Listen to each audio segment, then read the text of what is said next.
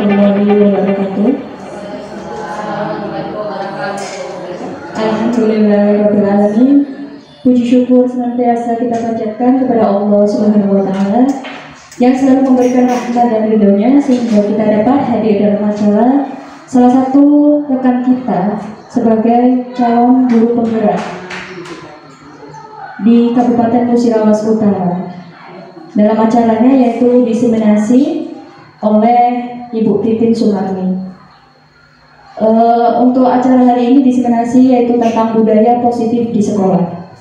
Sholawat teriring salam selalu tercurahkan kepada Nabi besar Muhammad Sallallahu Alaihi Wasallam, di mana dalam turuhannya kita dapat hidup dalam zaman yang penuh terang ini dan jauh dari zaman jahiliyah. Untuk membuka acara pada hari ini, mari bersama-sama kita mengucapkan lafaz Bismillah. Bismillahirrahmanirrahim. Adapun susunan acara pada pagi hari ini yaitu yang pertama pembukaan, yang kedua pemaparan materi budaya positif di sekolah oleh Ibu Titin Sumarni SPD, yang ketiga tanya jawab, dan yang keempat penutup. Baiklah, untuk selanjutnya mari kita semua dengarkan pemaparan materi budaya positif di sekolah. Untuk Ibu Titin Sumarni dipersilakan. Terima kasih Bu moderator.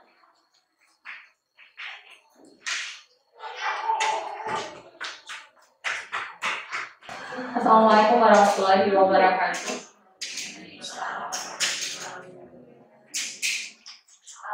Sebelumnya terima kasih Bapak dan Ibu dan Bapak sudah menyempatkan hadir pada diseminasi budaya positif aksi nyata modul 1.4, yaitu tugas dari kami sebagai guru penggerak, yaitu di mana kami akan memaparkan tentang penyerapan budaya positif di sekolah kita. Seperti itu ya Bapak Ibu.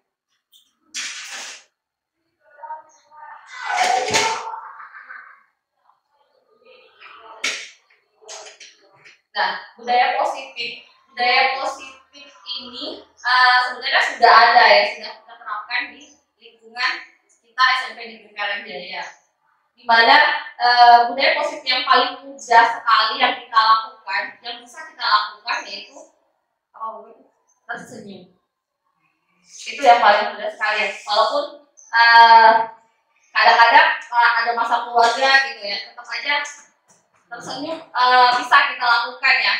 Kalau untuk murid gitu.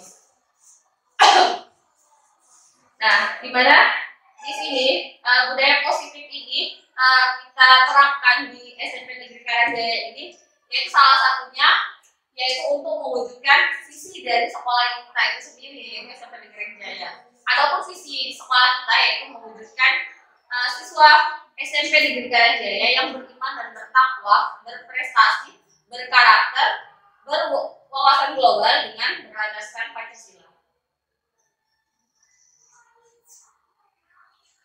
Nah, adapun budaya positif, materi budaya positif yang akan saya sampaikan pada hari ini yaitu ada 6 materi. Yang pertama yaitu disiplin positif dan nilai-nilai kebijakan universal. Yang kedua ada teori motivasi, hukuman, dan penghargaan serta restitusi. Selanjutnya ada keyakinan kelas. Keempat ada kebutuhan dasar manusia. 5 restitusi, ada 5 posisi kontrol guru. Yang keenam ada segitiga restitusi.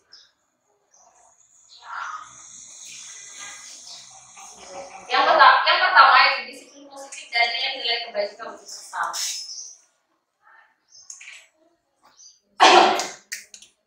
Di mana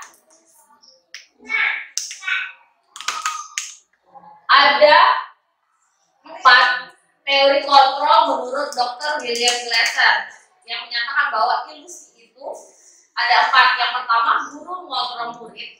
Semua penguatan positif, efektif, dan bermanfaat. Kritik dan membuat orang merasa bersalah dapat menguatkan karakter katanya. Terus ilusi yang terakhir yaitu orang dewasa memiliki hak untuk memaksa. Penjelasannya itu Dimana sekarang kita harus merubah paradigma dari stimulus itu menjadi respon menuju ke teori kontrol, di mana kita bisa mengontrol diri kita. Apa perbedaan antara stimulus dan teori kontrol itu? Itu dimana kalau stimulus respon itu kebutuhannya sama, kalau teori kontrol itu kebutuhannya berbeda. Semua orang melihat hal yang sama kalau stimulus. Kalau teori kontrol, setiap orang memiliki gambaran yang berbeda. Terus selanjutnya, kita mencoba mengubah orang agar berpandangan sama dengan kita. Terus kita berusaha memahami pandangan orang lain tentang dunia kalau teori kontrolnya. Terus selanjutnya, stimulus responnya, perilaku buruk dilihat sebagai suatu kesalahan. Nah, yang harus kita rubah di teori kontrol itu semua perilaku itu memiliki tujuan. Jadi perilaku anak itu memiliki tujuannya sendiri. Selanjutnya lagi, orang lain bisa mengontrol saya kalau di stimulus respon. Di teori kontrolnya hanya Anda yang bisa mengontrol diri Anda sendiri. Selanjutnya ada pemaksaan. Pemaksaan ada pada saat bukan gagal. Kalau di teori kontrol, kolaborasi dan konsensus menciptakan pilihan-pilihan. Terakhir yaitu model berpikir menang atau kalah di stimulus respon. Kalau di teori kontrol, model berpikir menang dan menang. Nah, dari sini, dari perubahan paradigma ini, terlihat bahwa di teori kontrol itu kita merubah paradigma atau merubah pikiran kita dari yang biasanya kita melihat orang itu halnya yang sama, terus sekarang kita berubah pandangan kita bahwa setiap orang itu memilih gambaran yang berbeda. Nah, di sini saya ada kegiatan, mungkin boleh Ibu Rini supaya kita bisa ini mempraktekannya. Di sini ada A dan B. Anda dan teman Anda boleh silakan berdiri. Nah, katanya sobeklah secari kertas. Iya, maju. Saya minta lagi Ibu Alsia Bintang mungkin ya, bisa ya, sama Juli, sama moderator.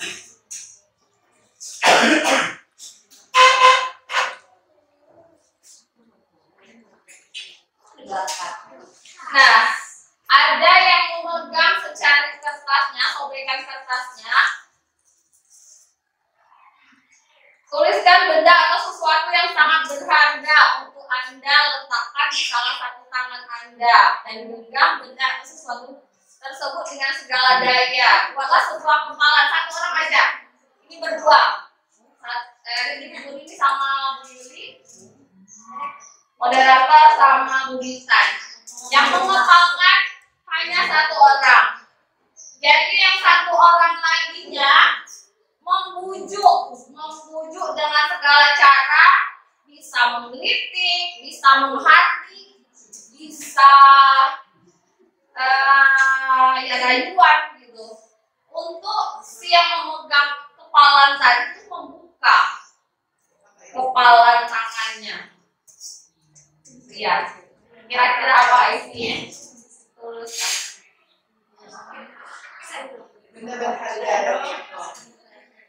Coba, ya, apa aja? Ya, Pak Uli, silakan. Oh, ada. Waduh. Ya. Apa aja? Saya boleh juga.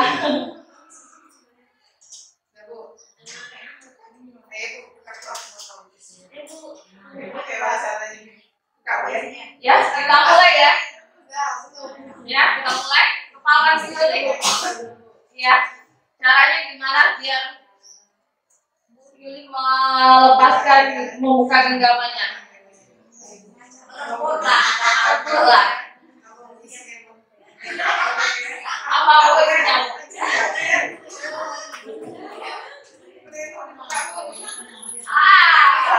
Oke, selesai. Oke, selesai ya. Iya. Jadi di sini terlihat ya, menurut video moderator itu tidak melepaskan, tidak mau melepaskannya dengan kondisinya ya. Terus si Bu Yuli tuh terlepas gitu. Jadi di sini apa yang dapat kita simpulkan? Bahwa kontrol diri kita itu ada di diri kita sendiri, tergantung kondisi. Ya kalau tadi Bu Yuli ditinju pasti dilepaskan gitu ya. Atau ada pujuan rayuan nanti dikasih apa gitu kan, motivasi eksternalnya dikasih apa gitu kan, sukanya gitu kan. Jadi kesimpulannya itu Bapak Ibu ya.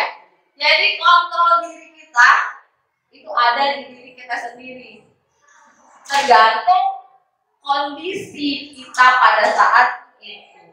Ya terima kasih Ibu-ibu. Oke banget ya. Silakan duduk. Itu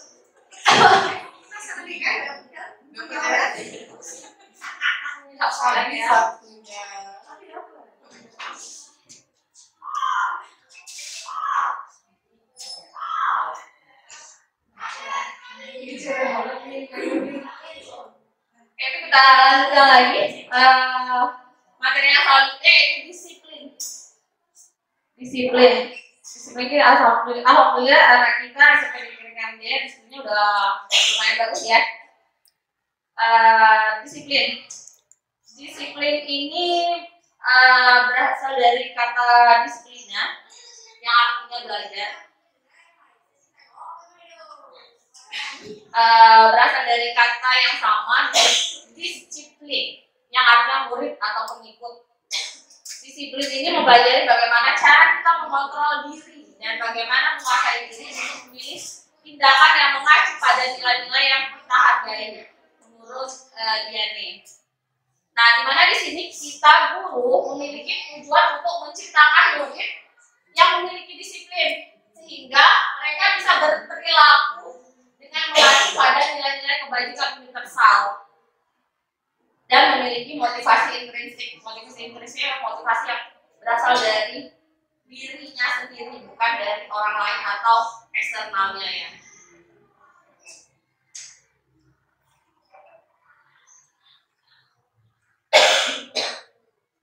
Selanjutnya sering kita dengar ya nilai-nilai kebajikan atau nilai-nilai positif.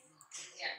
Nah, nilai-nilai kebajikan di sini adalah sifat-sifat positif manusia yang merupakan tujuan mulia yang ingin dicapai oleh setiap individu, di mana nilai-nilai tersebut bersifat universal dan lintas bahasa, suku, bangsa, agama maupun latar belakang. Nah, nilai kebajikan di era kurikulum merdeka seperti yang kita ketahui yaitu profil belajar Pancasila. Ada berapa profil belajar Pancasila kita Bapak Ibu? Ada 6 ya. Yang pertama beriman dan bertakwa kepada Tuhan Yang Maha Esa dan berakhlak mulia, mandiri, gotong royong, berkebinekaan global, bernalar kritis serta kreatif. Nah, gimana dalam penyusunan visi guru penggerak yang saya lakukan, yaitu saya memilih visi yaitu terwujudnya peserta didik yang berkarakter profil belajar Pancasila, inovatif, berwawasan global dan berbudaya lingkungan. Nah, di sini kan seperti yang saya telah jelaskan pada saat pertemuan COVID itu menjelaskan tentang visi dan perangkat perubahan, di mana untuk menyusun satu visi itu harus ada karakternya, harus ada karakter profil belajar Pancasila-nya. Kenapa saya pilih visi itu tadi? Karena saya ingin peserta didik saya itu mempunyai terwujudnya peserta didik yang berbudi luhur dengan karakter profil belajar Pancasila tadi. Ya, terus terwujudnya generasi yang inovatif dan mempunyai kemampuan berdaya saing global dengan menguasai teknologi dan peduli terhadap lingkungan. Nah, terus ada motivasi, Bapak Ibu ya.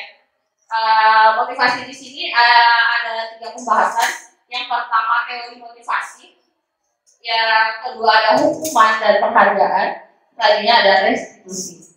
Yang pertama dari motivasi. Dari motivasi ini ada dua, yaitu motivasi intrinsik dan eksternal.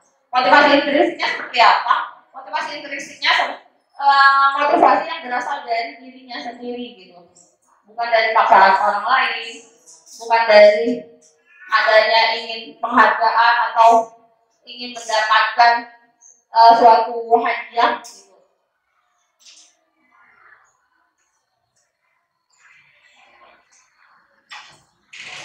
Kita mulai, ada 3 motivasi menurut Diane Rosen, yaitu yang pertama yaitu motivasi untuk menghindari ketidaknyamanan atau hukuman, di mana ini merupakan tingkatan motivasi paling rendah. Pertanyaannya biasanya, apa yang terjadi jika saya tidak melakukannya? Yang kedua, untuk mendapatkan imbalan atau penghargaan dari orang lain.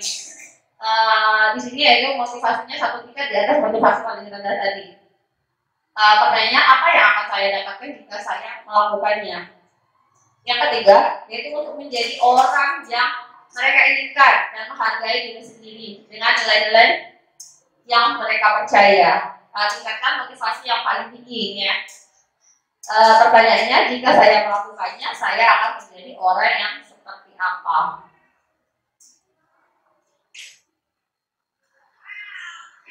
Nah, ada istilahnya dihukum oleh penghargaan menurut Alfie Kohn. Di mana bahwa penghargaan berlaku sama dengan hukuman dalam arti meminta atau mempunyai seseorang melakukan sesuatu untuk memenuhi suatu tujuan tertentu dari orang yang meminta atau membujuk. Dorongan eksternal dan akan ada faktor ketergantungan berapa dampak dari pemberian penghargaan itu tadi. Jadi penghargaan di sini bisa jadi itu tuh hukuman untuk yang diberikan penghargaan itu tadi.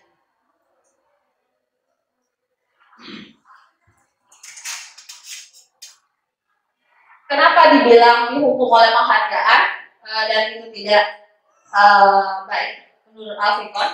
Yang pertama karena berpengaruh jangka pendek dan jangka panjang. Yang kedua, penghargaan itu tidak efektif. Yang ketiga, penghargaan itu merusak hubungan. Yang keempat, penghargaan mengurangi ketepatan. Yang kelima, penghargaan itu menurunkan kualitas. Yang keenam, penghargaan mematikan kreativitas. Yang ketujuh, penghargaan menghukum. Yang kedelapan, penghargaan mengurangi motivasi intrinsik. Jadi kita melakukan sesuatu itu demi penghargaan, bukan karena memang dari diri kita sendiri. Nah, di sini saya ada perbedaan antara hukuman dan konsekuensi.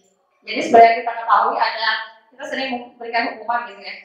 Terus ada juga konsekuensi, ternyata itu berbeda, dua hal yang berbeda. Sekarang saya mau tanya, bisa dilihat.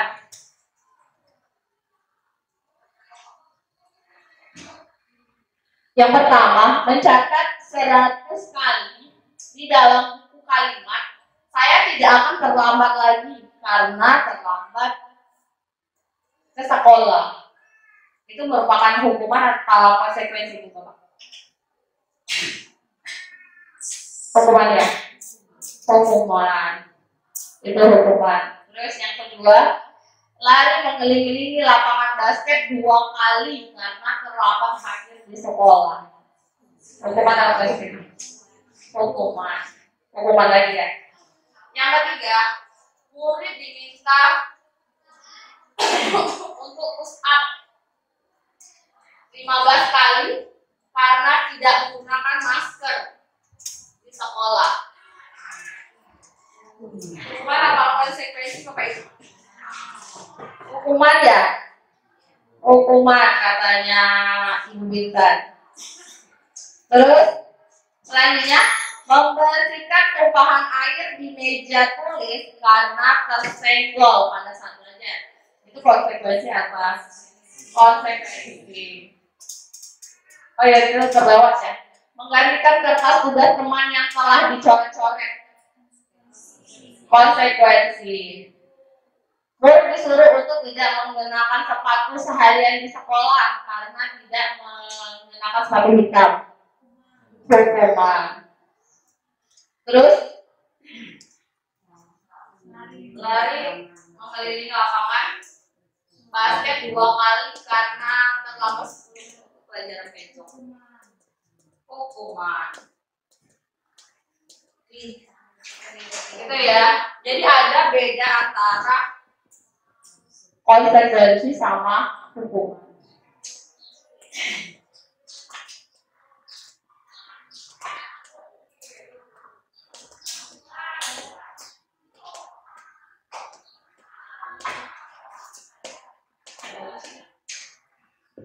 Terus selanjutnya ciri-ciri restitusi.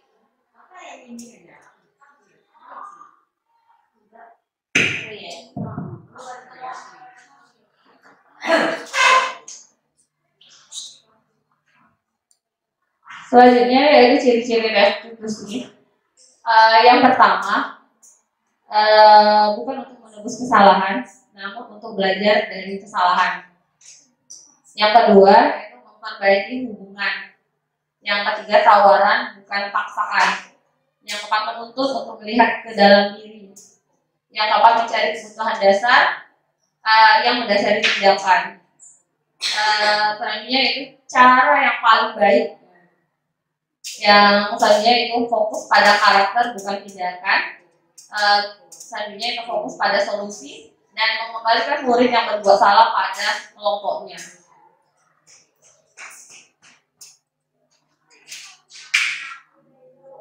Nah, jadi ada perbedaan antara hukuman, konsekuensi, dan restitusi itu tadi ya, Bapak Ibu. Dimana kalau hukuman, sesuatu yang menyakitkan harus terjadi.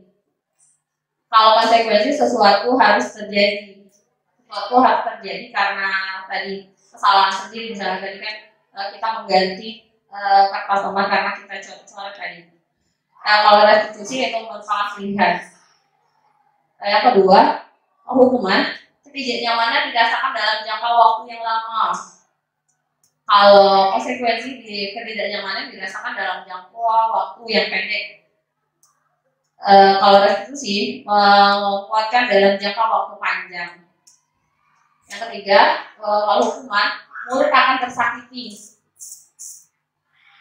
Kalau konsekuensi murid dibuat tidak nyaman. Kalau dengan restitusi murid mendapatkan penguatan. Nah, di hukuman murid membenci peraturan. Di konsekuensi tadi murid menghormati peraturan. Kalau di restitusi murid menghormati dirinya dan orang lain. Hukuman mode paksaan.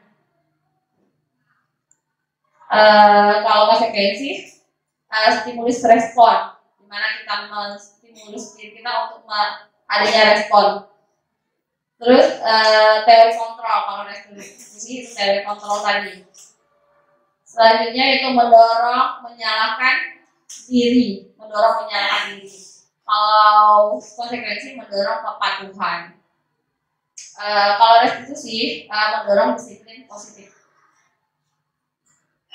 Selanjutnya itu hukuman konsep diri buruk. Kalau konsekuensi konsep diri baik. Kalau restitusi konsep diri kuat. Selanjutnya kalau hukuman murid belajar menyembunyikan kesalahan.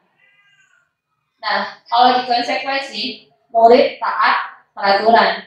Kalau di restitusi murid belajar memecahkan masalah.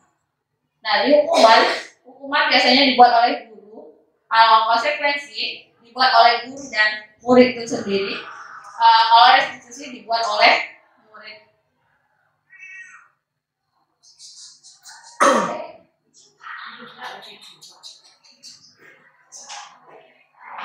Selanjutnya yaitu keyakinan kelas. Mungkin Bapak Ibu pernah mendengar keyakinan kelas, atau mungkin Bapak Ibu wali kelas pernah membuat keyakinan kelas ya. Seperti 75 itu ini udah saya lihat ada keyakinan kelasnya ya. Dimana keyakinan kelas ini memiliki ciri-ciri. Yang pertama, bersifat abstrak, berisi pernyataan umum dalam bentuk positif, dapat diterapkan hasil dari kontribusi warga kelas dan dapat ditinjau ulang kapanpun. Nah, pembentukan keyakinan kelas ini ada beberapa tahapan. Yang pertama, semua murid dipersilakan mengusulkan kesepakatan kelas. Semua usulan dicatat. Yang kedua, ubah kalimat usulan kesepakatan yang berbentuk negatif menjadi positif. Yang ketiga, tinjau keyakinan kelas secara bersama. Sebaiknya butir keyakinan kelas berkisar antara 3 sampai 7. Yang keempat, tinjau kalimat bentuk positif dan pengelompokan kesepakatan menjadi nilai keyakinan. Yang kelima, semua warga kelas menyetujui keyakinan kelas dengan menandatanganinya. Yang terakhir, keyakinan kelas bisa ditempelkan di dinding kelas yang mudah dilihat. Jadi, keyakinan kelas di sini hendaknya dibuat oleh wali kelas bersama muridnya ya. Terus bisa juga sih guru mapel, tapi kalau semua mapel buat mungkin kebanyakan nanti keyakinan kelas yang akan ditempel di kelasnya gitu.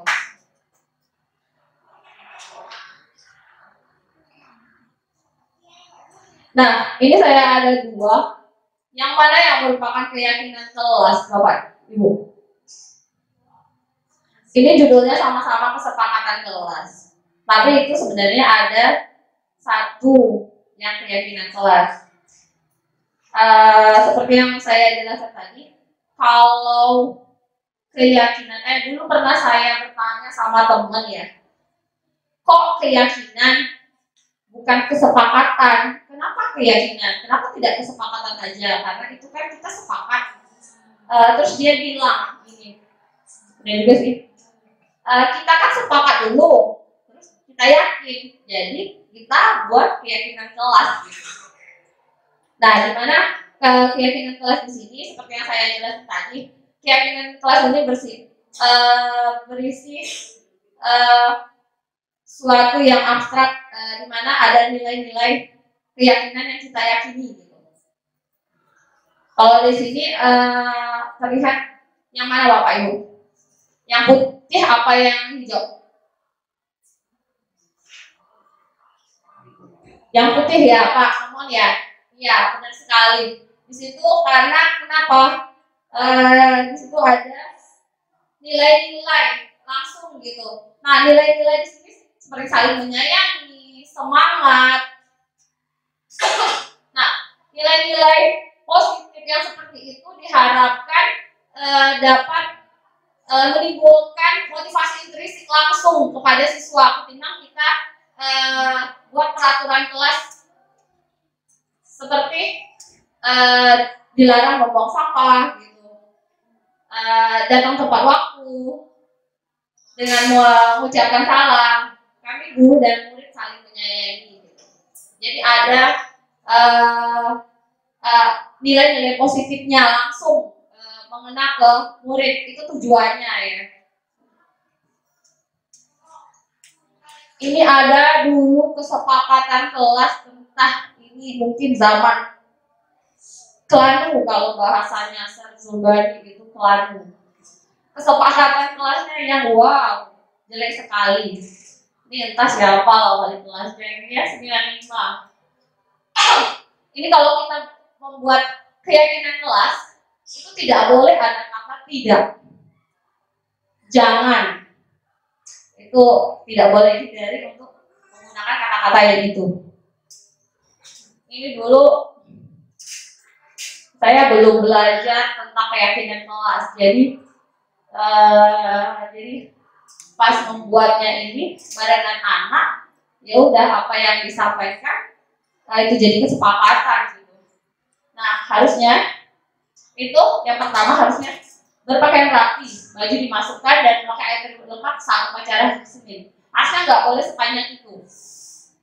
Jadi kita buat aja, kita cari nilai-nilai positifnya seperti disiplin berpakaian atau disiplin waktu, gitu. Langsung tidak membolos. Jadi kata tidak membolos itu diganti, nggak boleh tidak membolos. Atau bertanggung jawab hadir di kelas, atau disiplin mengikuti pembelajaran. Itu tidak boleh ada kata tidak membolos atau tidak. Gitu ya Bapak Ibu. Ini salah sekali kesepakatan kelasnya. Ini adalah senjata saya membuat keyakinan kelas di kelas 7. Nah,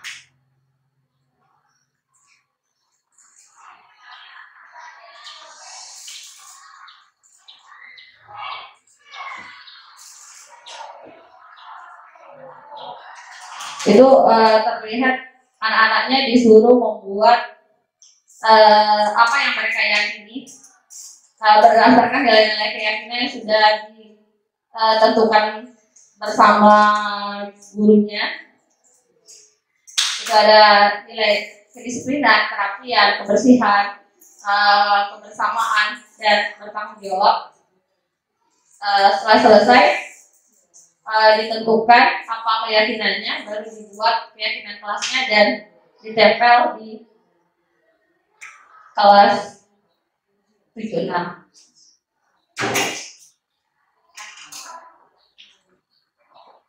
Keyakinan kelas di mana di situ terlihat keyakinan kelas 76-nya. Yang pertama disiplin waktu dan kerapian. Yang kedua bertanggung jawab. Yang ketiga bekerja sama dalam kebaikan. Yang keempat saling menerima dan berbagi. Yang keempat saling menerima dan berbagi. Yang kelima mengembangkan potensi diri. Nah, di sini setiap poin itu sudah dijelaskan sama anak-anaknya ya. Ada poin-poin disiplin waktunya seperti apa gitu. Disiplin waktunya seperti di keyakinan kelasnya tidak usah kita jabarkan, tapi di tadi pembuatan sticky note-nya kan ada disiplin waktunya seperti apa. Tidak boleh terlambat datang ke sekolah, atau tidak boleh terlambat masuk ke kelas baik pagi hari maupun setelah jam istirahat. Kerapian seperti apa? Kerapian berpakaian, kerapian rambut, seperti itu. Terus bertanggung jawab. Bertanggung jawabnya di sini bertanggung jawab apa muridnya? Ya, muridnya bertanggung jawab mengerjakan tugas gitu. Bertanggung jawab tidak ribut di dalam kelas ya, semuanya yang meliputi tanggung jawab murid itu sendiri. Bekerja sama dalam kebaikan seperti apa? Ya, yang bekerja sama dalam kebaikan misalnya seperti mengerjakan tugas kelompok atau mengerjakan pikir kelas dengan bersama-sama gitu ya. Terus saling menerima dan berbagi, terakhir mengembangkan potensi diri.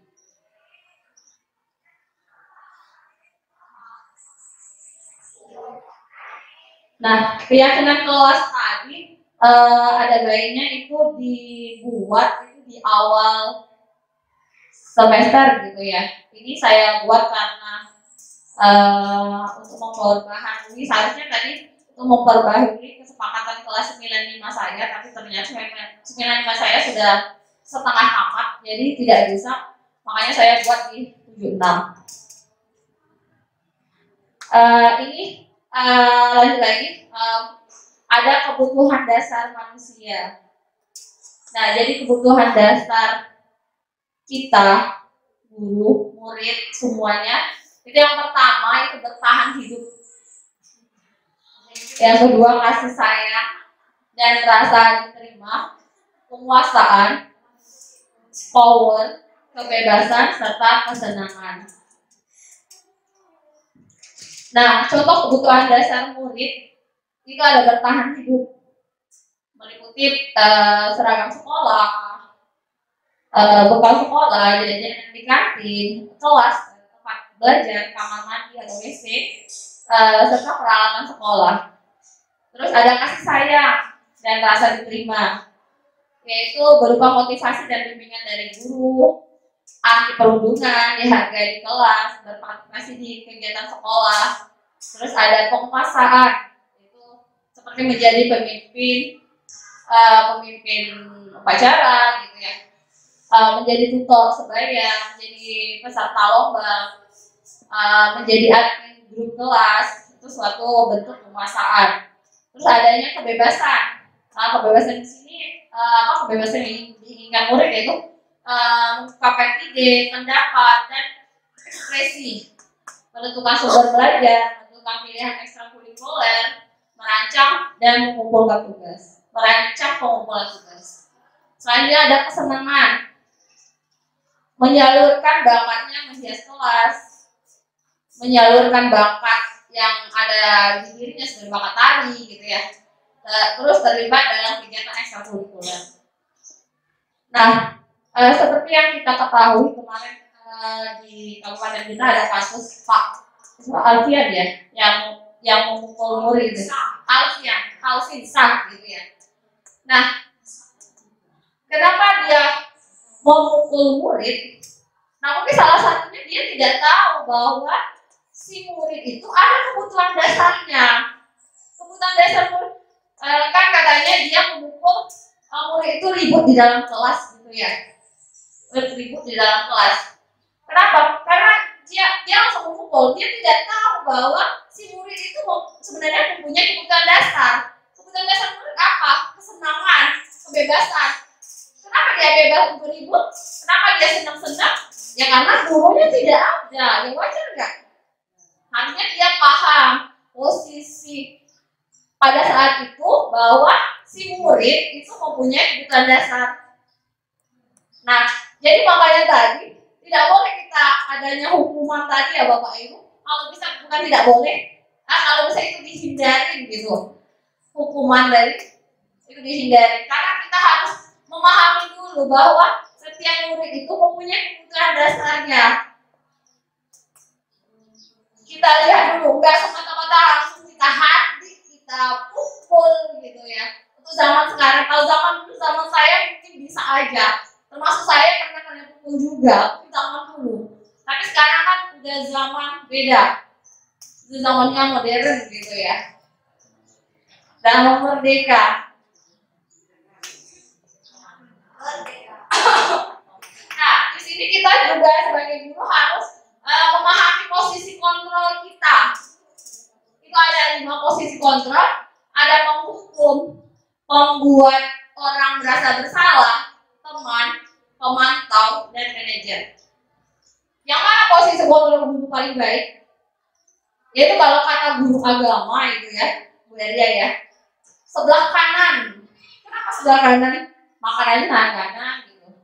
Terus malaikat yang mencatat amal baik sebelah kanan gitu. Jadi yang baik-baik sebelah kanan gitu katanya. Tapi kalau katanya ibu guru sejarah beda lagi. Sebelah kiri itu masa lalu, sebelah kanan masa depan. Jadi yang dipilih apa? Manajer. Posisi kontrol guru paling baik itu manajer. Dimana kita sebagai guru itu mempersilahkan murid untuk bertanggung jawab dan mencari solusinya sendiri. Terus hasil pada muridnya menganalisis kebutuhan dan memperbaiki kesalahannya. Di sini manajer itu maksudnya itu memanajer, misalnya ada satu murid yang melakukan kesalahan, dia tidak langsung semata-mata melakukan hukuman gitu, membuat merasa bersalah. Ternyata teman itu juga tidak terlalu baik loh kalau kita teman berada di posisi kontrol guru. Teman tapi lebih baiklah ketimbang kita selalu jadi penghukum gitu. Kalau bisa dihindari penghukum, membuat merasa bersalah gitu ya. Kalau bisa kita di posisi pemantau sama manajer. Nah, untuk menyelesaikan suatu masalah murid itu kita bisa melakukannya dengan segitiga restitusi. Langkah-langkahnya yang pertama yaitu menstabilkan identitas. Menstabilkan identitas di sini yaitu dengan cara membuat murid yang merasa gagal karena berbuat salah menjadi positif terhadap dirinya. Yang kedua, validasi tindakan yang salah, yaitu dengan cara membantu murid mengenali kebutuhan dasar yang ingin dipenuhinya ketika melakukan kesalahan. Yang ketiga, menanyakan keyakinan. murid melihat kesalahannya dihubungkan dengan norma sosial dan nilai-nilai kebajikan. Nah, di sini ada perkataan guru pada segitiga restitusi. Yang pertama, menstabilkan identitas, yaitu guru bertanya. Berbuat salah itu tidak apa-apa. Tidak ada manusia yang sempurna, katanya. Terus bisa juga, saya juga pernah melakukan kesalahan seperti itu. Terus, saya lebih fokus kepada solusi daripada mencari siapa yang salah. Nah, seperti kasus Alvin tadi, atau kasus yang lain, seperti ada murid yang meninju gurunya atau mukul gurunya, yaitu kita melakukan restitusinya jangan bilang ya udah tidak apa-apa, berbuat salah itu tidak apa-apa, ya kayak gitu ya, nggak kayak gitu ya bapak ibu ya. Jadi restitusi di sini, masalah identitas ini ya tergantung dari kasus kita itu tadi apa. Kalau anaknya datang terlambat ke sekolah misalnya, seperti kasus saya ini terlambat ke sekolah karena sering main game, jadi dia bangun kesiangan. Mungkin bisa kita bilang iya, tidak ada manusia yang sempurna, bisa kita bilang gitu ya. Tapi untuk kita validasi lagi tindakannya yang salah, apa yang penting bagimu gitu, apa kamu bisa melakukannya lebih baik lagi, padahal kamu bisa melakukannya yang lebih buruk dari ini ya gitu. Terus menyayangkan keyakinan, apa niat yang kita percaya di kelas. Tadi keyakinan, balik lagi keyakinan ya, kalau anak melakukan kesalahan tadi.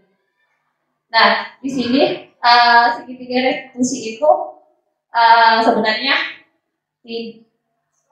tidak harus seperti teori ini ya yang langsung selesai gitu. Mungkin di penerapannya bisa berulang kali untuk melakukan restitusi terhadap suatu kasus gitu. Ini saya ada melakukan 2 praktek penerapan segitiga restitusi. Yang pertama yaitu ada 3 anak, kasusnya kemarin memecahkan peralatan laboratorium, di mana anak ini masuk ke dalam ruang alat tes bahan itu tanpa seizin dan berlarian sehingga memecahkan salah satu alat laboratorium. Ini yang kedua, kasus yang kedua yang seperti saya ceritakan, terlambat ke sekolah karena main game sampai larut malam. Ini adalah video restitusi yang sudah saya buat. Itu ada 3 anak dari kelas 74. Itu tadi yang saya bilang. Nggak kedengaran ya itunya. Ya Pak, ya apa-apa. Di sini saya melakukan restitusi dengan cara menanyai mereka kenapa gitu.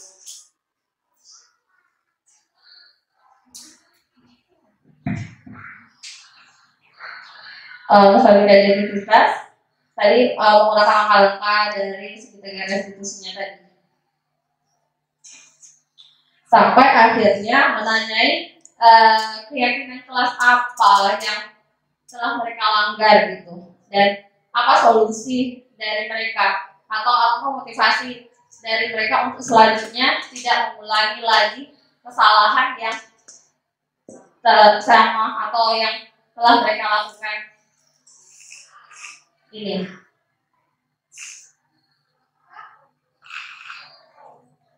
Gitu ya, mungkin itu saja, dan saya ingin menyampaikan sebuah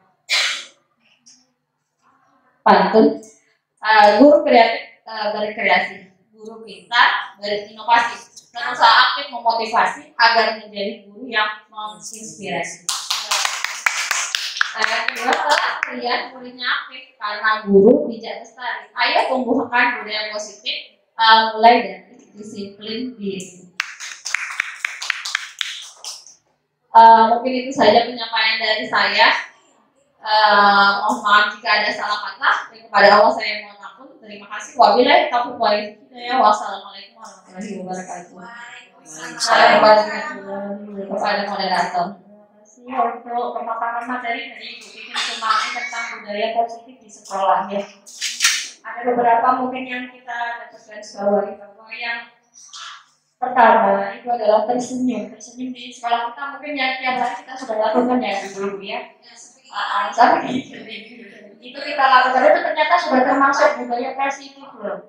Itu hal yang terkecil kita dapat kita lihat muncul di sekolah kita sendiri. Nah, kemudian tadi yang beberapa yang disampaikan adalah tentang teori-teori tadi ya. Mungkin untuk beberapa kita tidak bisa menghafalnya, mungkin kita hanya mengenal. Kemudian bagaimana kita bersikap dengan siswa sesuai dengan banyaknya karakter siswa kita sendiri ya. Jadi mulai dari siswa yang anaknya bagus, kemudian sampai anaknya yang seperti itu ya. Kemudian bagaimana mereka juga kita arahkan menjadi karakter-karakter yang baik sesuai dengan profil pelajar Pancasila yang banyak kita sudah pelajari, apalagi di tahun terakhir ini di proyek P5 kita ya. Ini kan kebanyakan yang kita lakukan di sekolah kita. Kemudian yang dipaparkan tadi juga ada perbedaan konsekuensi hukuman ataupun restitusi. Mungkin untuk yang sekarang kurikulum merdeka ini kita disarankan lebih mengarah ke restitusi ya Ibu. Memberikan solusi, banyak memberikan solusi tanpa menghakimi anak. Karena anak itu sekarang agak beda ya, agak lain. Kalau kita judge, kalau kita itu menghakimi, mungkin mereka akan merasa jauh gampang mentalnya lebih ke mental mereka sendiri. Kemudian yang terakhir tadi ada keyakinan kelas. Nah, untuk keyakinan kelas ini biasanya harus banyak dilakukan. Mungkin tiap guru mapel bisa melakukan di kelas. Nah, ini mungkin bisa dilakukan oleh wali kelas juga. Kemudian lebih mengutamakan ya Bu ya, untuk kalimat-kalimatnya tidak seperti kita dulu membuat peraturan kelas. Kalau kita dulu jangan merokok, jangan seperti ini. Nah, mungkin seperti parenting sekarang.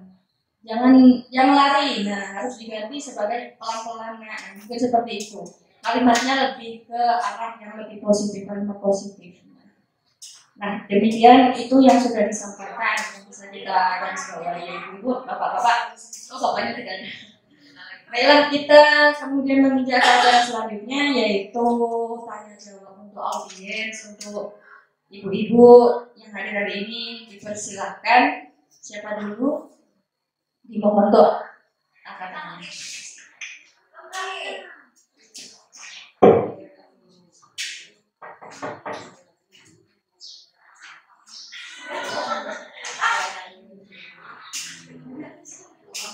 Assalamualaikum warahmatullahi wabarakatuh. Dari materi yang sampaikan tadi, saya ingin bertanya, apa pentingnya menciptakan budaya positif di sekolah? Terus, mengapa keyakinan kelas itu penting untuk terbentuknya budaya positif? Sekian, terima kasih. Terima kasih pertanyaannya dari Bu Rina Arianti. Untuk materi mungkin bisa dipersilakan untuk dijawab ya.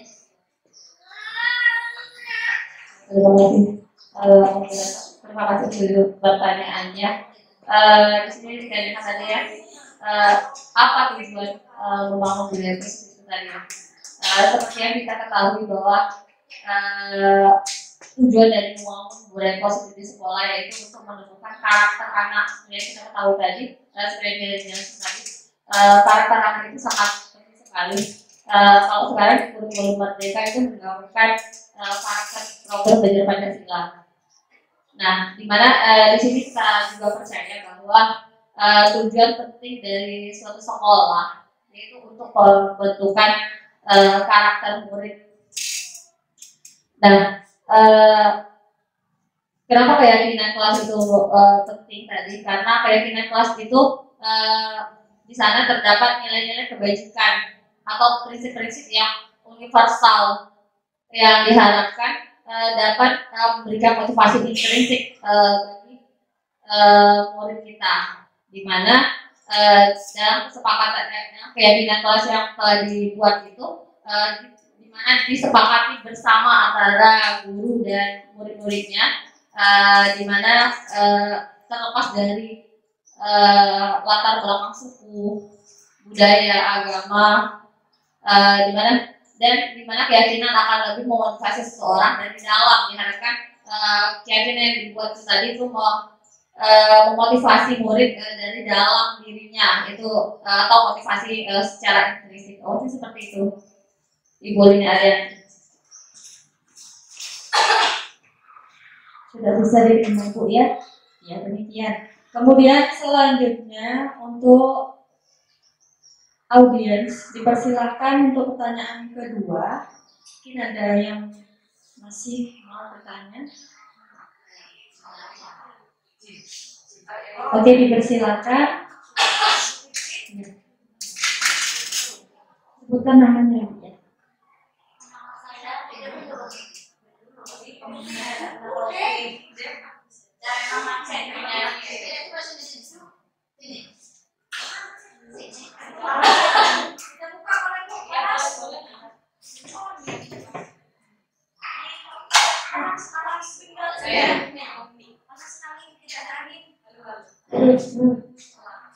Jadi pertanyaan saya Ibu Cimdiani, ya saya akan bertanya, pertanyaannya seperti ini.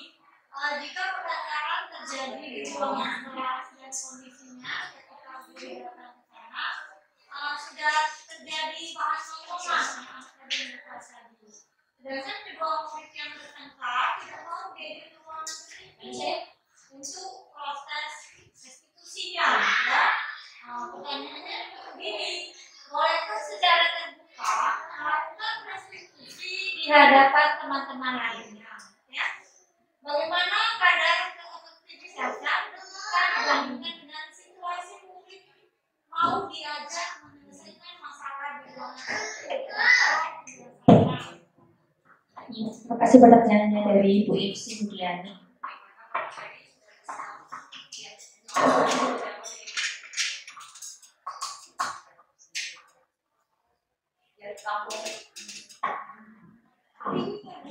Ya, langsung saja saya jawab ya.